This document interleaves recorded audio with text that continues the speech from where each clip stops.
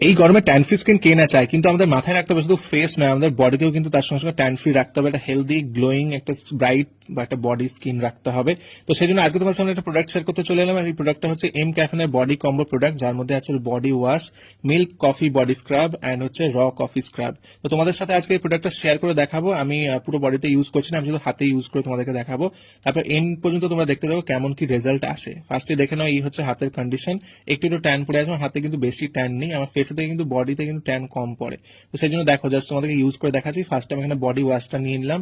তো তোমাদের অ্যামাউন্ট মতো তোমরা দেখে তোমরা নিয়ে নেবে যেমন ভাবে তোমরা ইউজ করবে। এটা এটা তোমার বডিতে হাতে পায়ে সব জায়গাতে ইউজ করতে পারো, শুধু ফেস বাদে।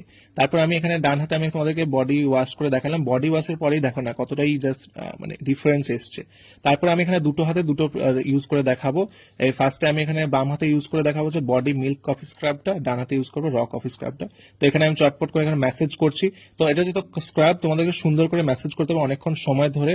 এন্ড তারপর আমি এখানে ডান হাতে তারপর এখানে র কফি স্ক্রাবটা ইউজ করছি। এই কফিটা হাতে ডাস্টের মতো, এটাকে জল দিয়ে তোমরা ইউজ করবে সুন্দর মেসেজ করার পর। এই হচ্ছে ফাইনাল লুক। হ্যাঁ, আমি তারপর একটা বডি লোশন ইউজ করেছি, তোমরাও মাস্ট স্ক্রাবিং এর পর বডি লোশন ইউজ করবে। এই হচ্ছে ফাইনাল লুক। কেমন লাগছে দুটো হাতের রেজাল্ট তোমরা অবশ্যই কমেন্ট করতে দেখো, একটা কমেন্ট করে জানিও। অবশ্যই দেখো সুন্দর একটা ব্রাইট একটা স্কিন হয়ে গেছে।